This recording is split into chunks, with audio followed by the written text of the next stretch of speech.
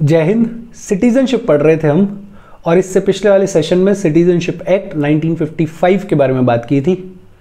5 तरीकों पे बात की थी जिनके थ्रू इंडियन सिटीजनशिप को अक्वायर किया जा सकता है: by birth, bye decent, bye registration, bye naturalisation and bye incorporation of territory. इसके अलावा 3 ऐसे तरीकों पे बात की थी जिनके थ्रू इंडियन सिटीजनशिप को छीना जा सकता है: रिनंसिएशन, टर्मिनेशन और डेप्रिवेशन। आज अपन सिटीजनशिप का लास्ट सेक्शन पढ़ेंगे। एक तो सिंगल सिटीजनशिप का कॉन्सेप्ट है इंडिया में, उस पर बातचीत करेंगे, और दूसरा प्राइमरीली आज जो अपन पढ़ने वाले हैं वो है ओवरसीज सिटीजनशिप ऑफ इंडिया। ये क्या होती है? What is overseas citizenship of India? कौन लोग एलिजिबल होते हैं इसमें रजिस्ट्रेशन करवाने के लिए?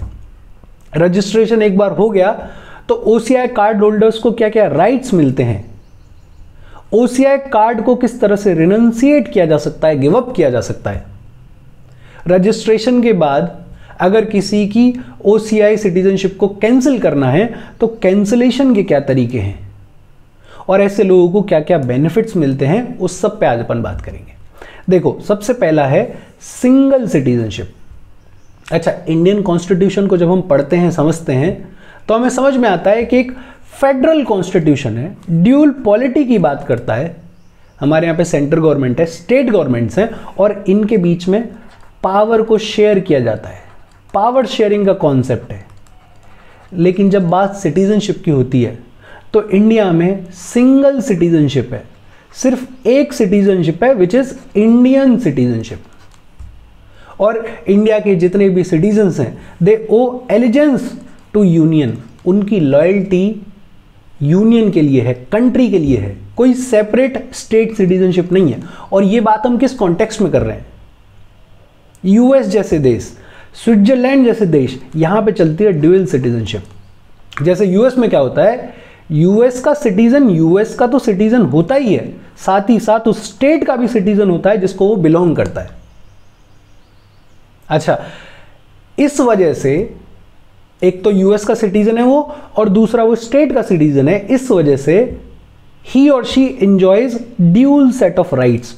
और यहां आता है प्रॉब्लम ऑफ डिस्क्रिमिनेशन कि यूएस की सिटीजनशिप की वजह से जो उसको राइट्स मिल रहे हैं वो तो सबको कॉमन है पूरे यूएस में, लेकिन स्टेट अलग अलग है, और स्टेट सिटीजनशिप के तहत स्टेट्स अलग अलग राइट्स दे सकती हैं अपने सिटीजन्स को, जिसकी वजह से डिस्क्रिमिनेशन का प्रॉब्लम होता है।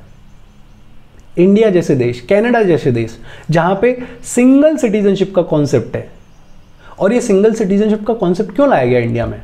To promote fraternity and unity, भाईचारा, एकता प्रमोट करने के लिए। और सिंगल सिटीजनशिप है तो सबको जो राइट्स हैं वो भी यूनिफॉर्म है। There are same political and civil rights for all the citizens of India. किसी स्टेट की अपनी कोई सिटीजनशिप है ही नहीं, इंडियन सिटीजनशिप के तहत जो राइट्स मिल रहे हैं वो सबको सेम मिल रहे हैं। हाँ, कुछ एक्सेप्शंस हैं, जैसे आर्टिकल 16।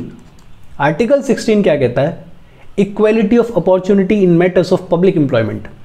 और इस आर्टिकल 16 में एक एक्सेप्शन ये है कि Parliament can prescribe residence as a condition for certain employment or appointment in the state or union territory or local authority or other authority। मतलब किसी स्टेट में, किसी यूनियन टेरिटरी में, किसी नौकरी के लिए Parliament residence as a condition prescribe कर सकता है। ये कह सकता है कि राजस्थान की फलानी नौकरी में सिर्फ वही लोग अप्लाई कर सकते हैं जो कि राजस्थान के रेजिडेंट्स हैं। पार्लियामेंट ने ऐसा लॉ बनाया भी था एक बार, public employment requirement as to residence act 1957। Andhra Pradesh, Himachal Pradesh, Manipur और त्रिपुरा की नॉन गेजेटेड पोस्ट के लिए यह कानून बनाया गया था, लेकिन यह कानून एक्सपायर हो गया 1974 में, और उसके बाद से हमारे कंट्री में कोई ऐसा प्रोविजन है नहीं एक्सेप्ट आंध्र प्रदेश एंड तेलंगाना। आंध्र प्रदेश को स्पेशल प्रोविजंस देने के लिए लाया गया था आर्टिकल 371D, और ये लाया गया था by 32nd constitutional amendment act of 1973।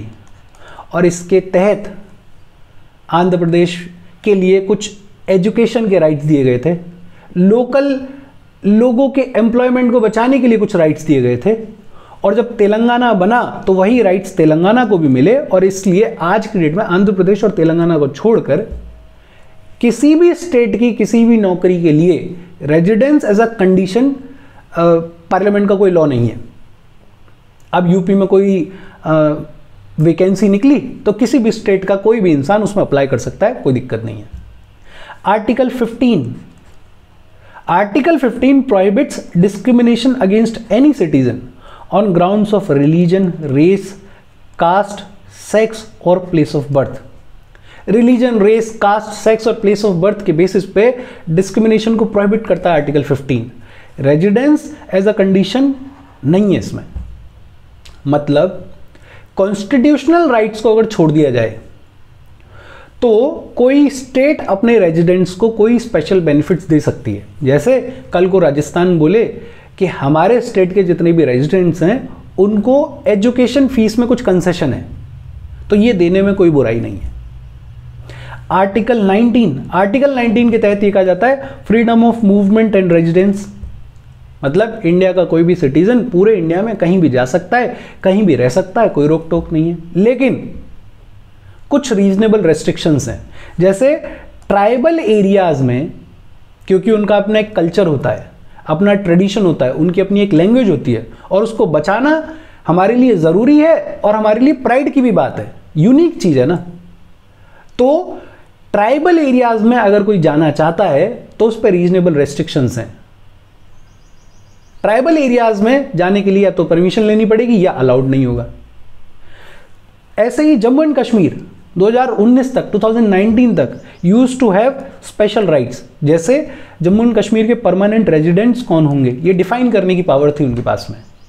Property कौन खरीद सकता है उसकी पावर थी उनके पास में। एम्प्लॉयमेंट में वहां जो नौकरियां निकल रही हैं वहां किसको एम्प्लॉय किया जाएगा वो पावर थी उनके पास में। और ये सब कुछ किसके तहत था? आर्टिकल 35A, जिसको कि लाया गया था the constitution application to Jammu and Kashmir order 1954 under article 370। और इस 1954 के ऑर्डर को रिप्लेस किया the constitution application to Jammu Kashmir order 2019, और उसके बाद से जम्मू एंड कश्मीर का स्पेशल स्टेटस खत्म हो गया। बेसिक बात यह है कि इंडिया में सिंगल सिटीजनशिप का कॉन्सेप्ट है, यूएस या स्विट्जरलैंड जैसे देशों में डुअल सिटीजनशिप का कॉन्सेप्ट है। हमारे यहाँ पे सिंगल सिटीजनशिप है, इसलिए uniform set of rights enjoy करता है हर एक सिटीजन।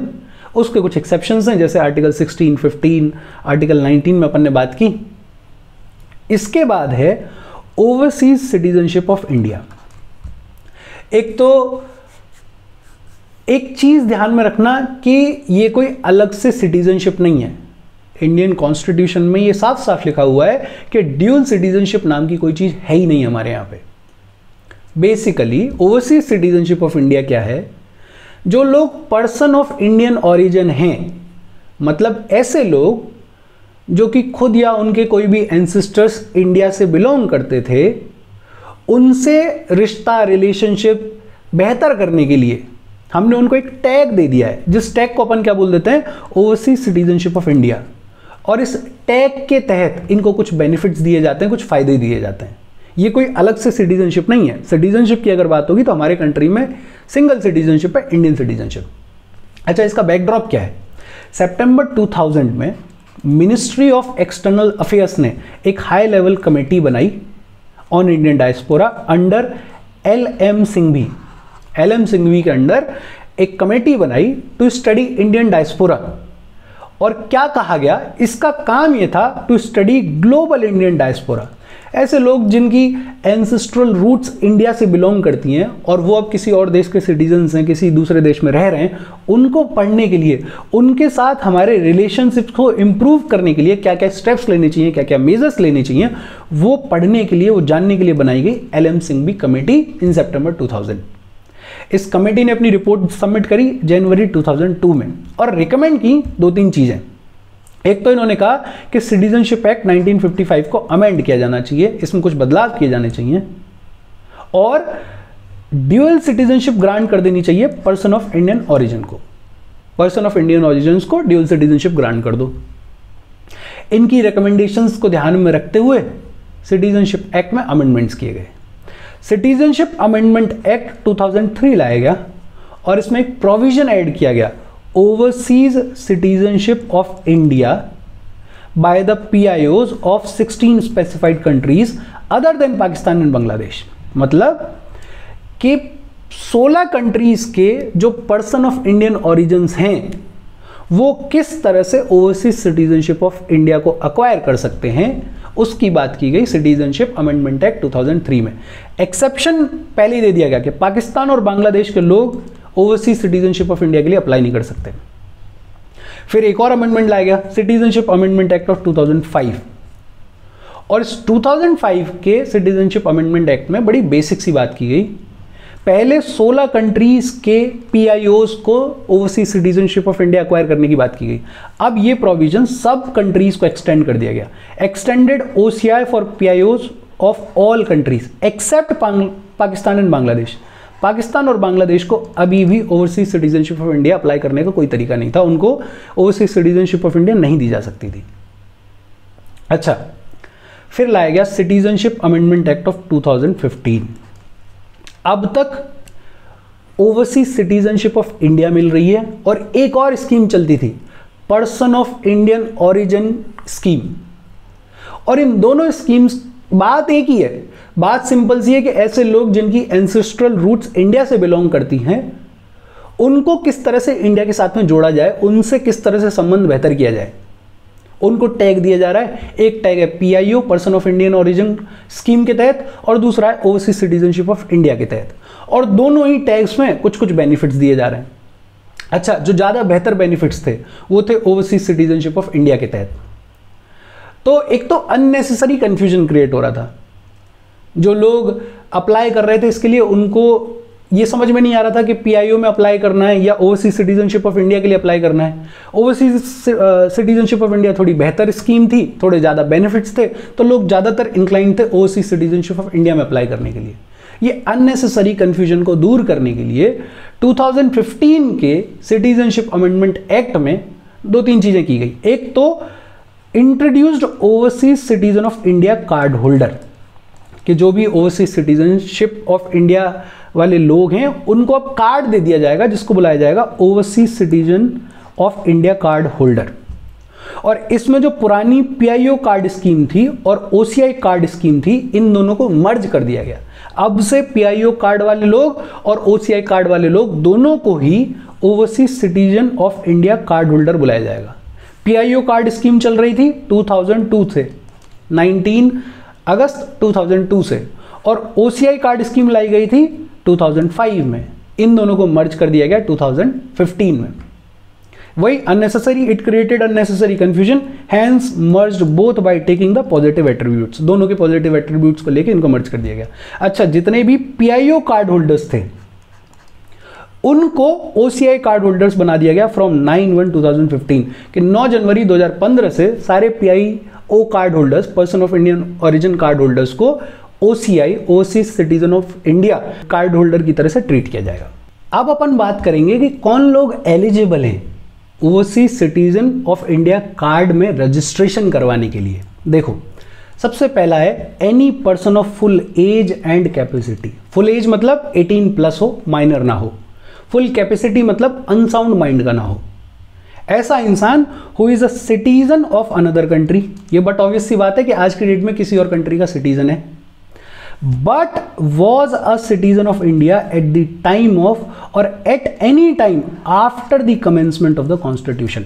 मतलब फुल एज एंड कैपेसिटी का है, आज की डेट में किसी और कंट्री का सिटीजन है, बट इंडियन कॉन्स्टिट्यूशन के लागू होने के टाइम पे या उसके बाद किसी भी टाइम पे वो इंडिया का सिटीजन होता था। फॉर एग्जाम्पल, कोई आदमी 1980 तक इंडिया का सिटीजन था, उसके बाद यूएस चला गया और अगले 10-15 साल में उसको यूएस की सिटीजनशिप मिल गई, तो ऐसा इंसान एलिजिबल है इंडिया में OCI कार्ड के लिए अप्लाई करने के लिए। या फिर a person who is of full age and capacity and is a citizen of another country but was eligible to become a citizen of India at the time of the commencement of the constitution। कोई आदमी अगर constitution के लागू होने के time पे India का citizen बनने के लिए एलिजिबल था, तो वो भी OCI कार्ड के लिए अप्लाई कर सकता है। इसके अलावा a person of full age and capacity who is a citizen of another country but belonged to a territory that became a part of India after 15 August 1947। मतलब अगर कोई इंसान किसी भी ऐसे टेरिटरी से बिलोंग करता है जो कि 15 अगस्त 1947 के बाद इंडिया का हिस्सा बनी, ऐसी बहुत सारी टेरिटरीज थी। जैसे फ्रेंच से हमने बहुत सारी टेरिटरीज ऑक्यूपाई करी, यूरोपियन पावर्स से हमने बहुत सारी टेरिटरीज ऑक्यूपाई की हैं। तो ऐसी टेरिटरी से अगर कोई इंसान बिलोंग करता था और आज के डेट में किसी और कंट्री का सिटीजन है, फुल एज का है, फुल कैपेसिटी का है, तो उसको भी OCI कार्ड मिल सकता है। या फिर a person of full age and capacity who is a child और अ ग्रैंड चाइल्ड और a great grandchild of such a citizen. ये एक तरीका है। दूसरा क्या है? A person who is a minor child of a person mentioned in section A above। ये जो A सेक्शन में लोग हैं, इनका कोई भी माइनर बच्चा वो भी OCI कार्ड के लिए अप्लाई कर सकता है। तीसरा तरीका क्या है? A person who is a minor child and whose both parents are citizens of India or one of the parents is a citizen of India. ऐसा माइनर बच्चा जिसके दोनों माता पिता या तो सिटीजन ऑफ इंडिया है या फिर माता या पिता में से कोई एक सिटीजन ऑफ इंडिया है, तो वो भी अप्लाई कर सकता है। ऐसा हो सकता है कि 2 इंडियन सिटीजन्स का कोई बच्चा US में पैदा हो और उसको उन लोगों ने US की सिटीजनशिप दिला दी हो, तो माइनर बच्चा एलिजिबल है इंडिया में OCI कार्ड के लिए अप्लाई करने के लिए। एक लास्ट तरीका और है, spouse of foreign origin of a citizen of India. किसी इंडियन सिटीजन ने किसी फॉरेन ओरिजिन के इंसान से शादी कर ली, या फिर spouse of foreign origin of N overseas citizen of India card holder. किसी OCI कार्ड होल्डर ने किसी फॉरेन ओरिजिन के इंसान से शादी कर ली, ऐसे लोग भी एलिजिबल हैं, but provided whose marriage has been registered and subsisted for a continuous period of not less than 2 years immediately preceding the presentation of the application। ऐसे जो स्पाउस हैं वो OCI कार्ड के लिए अप्लाई कर सकते हैं प्रोवाइडेड उनकी शादी को कम से कम 2 साल हो गए हैं। अच्छा, ये तरीके हैं OCI कार्ड के लिए अप्लाई करने के लिए। लेकिन पाकिस्तान और बांग्लादेश के लोग OCI कार्ड के लिए अप्लाई नहीं कर सकते। हालांकि आगे ये भी कह दिया गया, और सच कंट्री एज सेंट्रल गवर्नमेंट में स्पेसिफाई, या कोई भी कंट्री जिसको सेंट्रल गवर्नमेंट एलिमिनेट कर दे, लेकिन फिलहाल के 2 कंट्रीज हैं पाकिस्तान और बांग्लादेश। सेंट्रल गवर्नमेंट में specify the date from which the existing persons of Indian origin card holders shall be deemed to be overseas citizen of India card holders. Central government को power दे दी गई कि किस डेट से PIO कार्ड के जो लोग हैं उनको overseas citizens of India card holder की तरह से ट्रीट किया जाएगा। वो अपन ने अभी अभी देखा भी है, ये रही डेट सबसे नीचे 9/1/2015 से सारे PIO कार्ड होल्डर्स को OCI कार्ड होल्डर्स बना दिया गया था। अच्छा, सेंट्रल गवर्नमेंट अगर किसी को overseas citizen of India card देना चाहे तो भले ही ऊपर जितनी भी अपन ने कंडीशंस पढ़ी हैं, एलिजिबिलिटीज पढ़ी हैं, वो अप्लाई ना होती हो, तो स्पेशल सर्कमस्टेंसेज में सेंट्रल गवर्नमेंट में register a person as a overseas citizen of India card holder, कोई दिक्कत नहीं है। जिसको OCI कार्ड मिल गया उसको राइट्स क्या क्या मिलते हैं? बड़ी सिंपल सी लाइन, सच राइट्स एज सेंट्रल गवर्नमेंट में स्पेसिफाई। वो सारे राइट्स मिल सकते हैं जो सेंट्रल गवर्नमेंट देना चाहे। कुछ ऐसी चीजें जो नहीं दी जा सकती, जैसे they are not entitled for following rights, जैसे no equality of opportunity in public employment. Article 16 के तहत जो इक्वालिटी ऑफ अपॉर्चुनिटी है in matters of public employment, उसके लिए ये लोग एलिजिबल नहीं है। OCI card holder are not entitled to vote, vote नहीं दे सकते ये लोग। They are not entitled to be member of legislative assembly और लेजिस्लेटिव काउंसिल और पार्लियामेंट। लोकसभा, राज्यसभा, स्टेट के जितने भी विधानसभा, विधान परिषद हैं, पार्लियामेंट है, उसके मेंबर बनने के लिए एलिजिबल नहीं है। They can not hold constitutional post, constitutional post को होल्ड नहीं कर सकते, जैसे प्रेसिडेंट नहीं बन सकते, वाइस प्रेसिडेंट नहीं बन सकते, जज ऑफ सुप्रीम कोर्ट और हाई कोर्ट नहीं बन सकते। The OCI card holder shall not be entitled for appointment to public services and posts in connection with the affair of the union or any state except for the appointment in such services and post as central government may by special order specify। मतलब किसी भी union या state की जो public services हैं, जो post हैं, उनके लिए भी ये लोग एलिजिबल नहीं है, एक्सेप्ट दो सर्विसेज जिनके लिए सेंट्रल गवर्नमेंट ने प्रोविजन बना दिया कि हाँ यार तुम इसमें अप्लाई कर सकते हो। OCI card holder cannot acquire agricultural land और फार्म हाउस और plantation properties in India. Agricultural land, farm house और प्लांटेशन प्रॉपर्टीज भी नहीं खरीद सकते हैं लोग, वोट नहीं कर सकते, मेंबर नहीं बन सकते लोकसभा, राज्यसभा वगैरह वगैरह का, कॉन्स्टिट्यूशनल पोस्ट को होल्ड नहीं कर सकते, स्टेट की या सेंटर की जो पब्लिक सर्विसेज की नौकरी है उनमें अप्लाई नहीं कर सकते, एक्सेप्ट उन नौकरी जिनको सेंट्रल गवर्नमेंट ने बोल दिया है, एलिजिबल बना दिया है, और एग्रीकल्चरल लैंड, फार्म हाउस और प्लांटेशन वगैरह को नहीं खरीद सकते हैं। रिनंसिएट कैसे किया जा सकता है? रिनंसिएट मतलब सिंपल गिव अप करना। कोई OCI कार्ड होल्डर कल को डिसीजन बनाए, कल को डिक्लेयर कर दे कि मुझे अब ये OCI कार्ड होल्डर की तरह से नहीं रहना है, मुझे कार्ड नहीं चाहिए, तो उसको रिनंसिएट कर दिया जाएगा। लेकिन when a person ceases to be an OCI card holder, अगर किसी इंसान ने अपना OCI कार्ड गिव अप कर दिया, तो the spouse of foreign origin of that person who has obtained OCI card under clause D of subsection 1 of section 7A of the Citizenship Act 1955 and every minor child of that person registered as an OCI card holder shall thereupon cease to be an OCI। बड़ा simple language में कि अगर कोई इंसान अपना OCI card give up करता है, रिनंसिएट करता है, तो उसके फॉरेन ओरिजिन की जो बीवी है और उसका जो भी माइनर बच्चा है उसका भी OCI कार्ड छीन लिया जाएगा। अच्छा, कैंसलेशन कैसे कर सकते हैं? किसी को हमने OCI कार्ड दे तो दिया, अब कैंसलेशन की क्या क्या कंडीशंस हैं? कैंसिल कैसे कर सकती है central government? If the OCI card is obtained by means of fraud, false representation और कंसीलमेंट ऑफ मटेरियल फैक्ट। किसी ने फर्जीवाड़े के तहत अगर OCI कार्ड को ऑब्टेन किया तो वो कैंसिल किया जाएगा। Shown disaffection towards constitution of India, Bharat के संविधान के प्रति डिसअफेक्शन, डिसलॉयल्टी दिखाई है तो भी कैंसिल कर दिया जाएगा। अनलॉफुली ट्रेडेड और communicated with enemy during war, India से जिसकी लड़ाई चल रही है उस देश के साथ में अनलॉफुली ट्रेड किया या कम्युनिकेट किया है तो भी कैंसिल कर दिया जाएगा।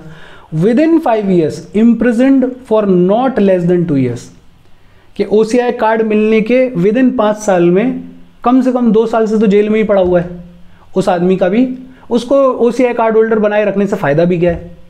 इन interest of sovereignty, integrity, security, friendly relations और in interest of general public, हमारे सोवरेनिटी के लिए, हमारी इंटीग्रिटी के लिए, हमारी कंट्री के सिक्योरिटी के लिए, हमारे जो दूसरे देशों के साथ फ्रेंडली रिलेशंस हैं उनके लिए, या इन जनरल पब्लिक वेलफेयर के लिए कोई अगर नुकसानदायक है तो उसका भी कार्ड छीन लिया जाएगा। Marriage of an OCI card holder dissolved by competent court of law और अदरवाइज, किसी को शादी की वजह से OCI कार्ड मिला था और अब वो शादी ही खत्म हो गई है तो उसका भी OCI कार्ड छीन लिया जाएगा। Not dissolved but during subsistence of such marriage he has solemnized marriage with another person, कि पहली शादी थी और अब कोई दूसरी भी शादी कर ली है तो भी OCI कार्ड जो है वो ऑटोमेटिकली छीन लिया जाएगा। अच्छा, OCI कार्ड होल्डर्स को बेनिफिट्स क्या क्या मिलते हैं वो देखते हैं। देखो, सबसे पहला तो ये life long visa to visit India multiple times.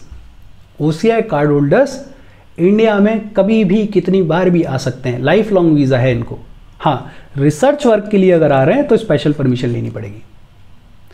No need to register with foreigners regional registration officer FRRO और foreigners registration officer FRO for any length of stay.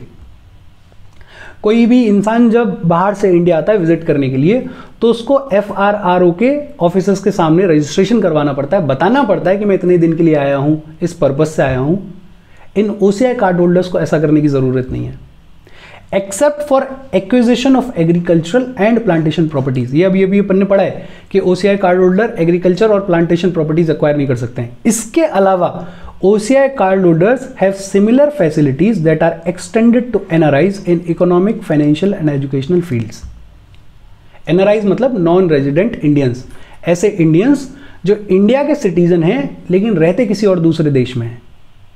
OCI card holders को इकोनॉमिक, फाइनेंशियल और educational fields में same NRIs की तरह से treat किया जाता है। Same treatment as of NRIs in respect to, अच्छा जो कुछ मैटर्स ऐसे हैं जिनके तहत इनको सेम एनआरआईज की तरह से ट्रीट किया जाता है, वो मैटर्स कौन कौन से हैं? Inter country adoption of Indian children, किसी बच्चे को, इंडियन बच्चे को अडॉप्ट करना है तो एनआरआईज और ओसीआई कार्ड होल्डर्स को सेम ट्रीट किया जाता है। Regarding entry fees for national monuments, practice of professions like doctors, dentist, nurses, advocates, architects, chartered accountants and pharmacist, national monuments के लिए जो एंट्री फीस है, या डॉक्टर्स, डेंटिस्ट, नर्सेज, एडवोकेट्स वगैरह वगैरह, इसके लिए जो भी प्रैक्टिस करने के लिए जो भी फीस है, उस सब में सेम एनआरआईज की तरह से ट्रीट किया जाता है इनको।